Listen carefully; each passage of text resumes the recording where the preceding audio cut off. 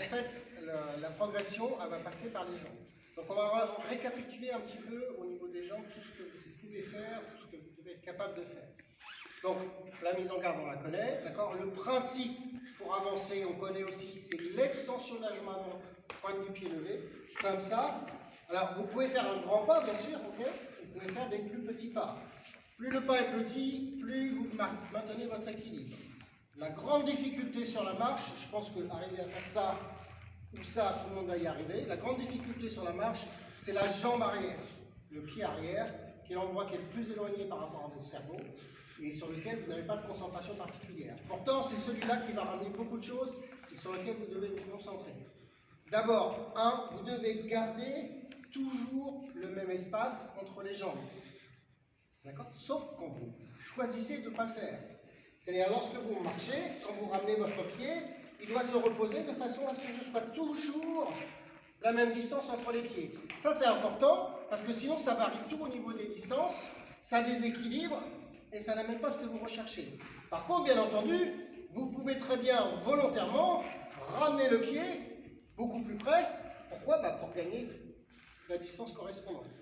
D'accord? Ce qui est dans les préparations ou les attaques, ou quand je suis contre un plus grand que moi, qu'il me manque juste une petite distance, des fois c'est suffisant.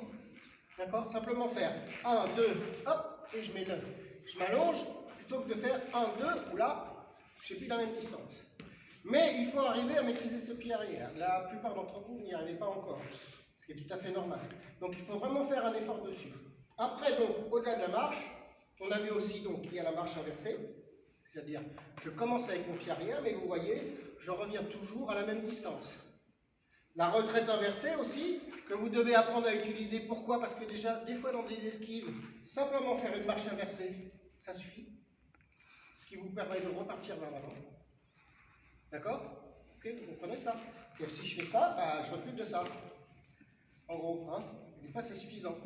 Ça me permet de repartir vers l'avant. Le fait de maîtriser son pied arrière et son pied avant aussi, ça vous permet également, par exemple, de ne pas le poser. Hop, on repartir. Vous voyez? Ça c'est important, ça fait gagner du temps. Et dans un combat, lorsque vous construisez votre combat, ça peut être intéressant. Le fait de ne pas reposer le pied, c'est intéressant. Le fait de ne pas reposer le pied, ça amène. D'accord? Et comme vous êtes dans un milieu fermé, c'est-à-dire que vous construisez vos combats, vous pouvez commencer maintenant à réfléchir un petit peu. Ok, je fais ça avec la main, je fais ça avec la main, mais qu'est-ce que je fais aussi avec mes pieds? Comment je les place? Comment j'amène l'attaque? Où est-ce que je place mon pied arrière, etc. D'accord? Alors après, vous avez aussi les passes, avant-arrière. Bien entendu, tout ça, vous devez le maîtriser sur les deux pieds. Ok? À gauche comme à droite. Mais également, vous pouvez être amené à partir sur le côté. Ok? Donc ça amène beaucoup de choses. Le fait de bouger, d'avoir l'espace également sur le côté, ça change. Par exemple, votre adversaire vous attaque, vous faites une défense en restant statique, c'est pas la même chose que si vous faites une défense en tournant le pied arrière. D'accord? On l'a déjà vu des fois sur des bâtés derrière ou ce genre de choses. Et puis ça change la perspective. Donc vous pouvez venir attaquer par exemple sur le côté, ainsi. Vous voyez? Il y a plein de choses qui peuvent se faire. C'est pareil avec le pied avant, vous pouvez aller sur des esquives. Okay, sur des coups de poing, vous pouvez très bien esquiver, simplement en déplaçant le pied avant. Hein, ça, c'est un mot italien, ça s'appelle passata di sotto. Ici. Et puis vous venez toucher en même temps. Hein. Mais bon, au-delà de ça, donc ça veut dire quoi? Ça veut dire qu'en fait, il y a beaucoup de choses qui se passent au niveau des jambes. Et vous devez commencer à les intégrer. Jusqu'à maintenant, vous travaillez avec le haut du corps, bon, mais les jambes la suivaient. C'est un petit peu mieux maintenant que on a travaillé un petit peu les jambes, mais maintenant il faut arriver à également dire, je fais une telle attaque, qu'est-ce que je fais aussi avec mes jambes?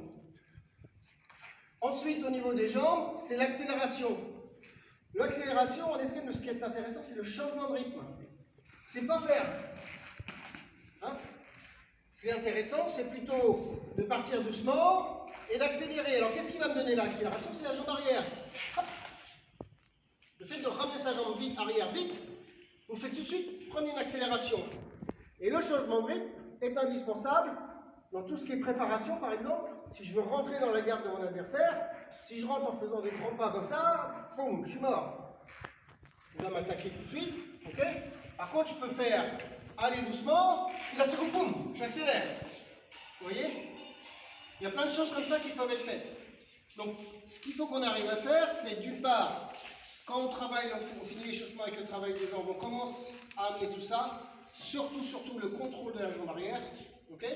Et dans vos combats, comme vous êtes dans un cadre fermé, je le redis encore, c'est-à-dire que tout est préparé, monté, il n'y a pas de surprise, vous pouvez très bien dire, bon, je fais telle attaque, mais avec mes jambes, je fais quoi? Je fais comment?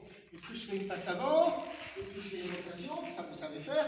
Mais également, est-ce que je vais amener une accélération avec mon pied arrière? Ou plein d'autres choses. D'accord?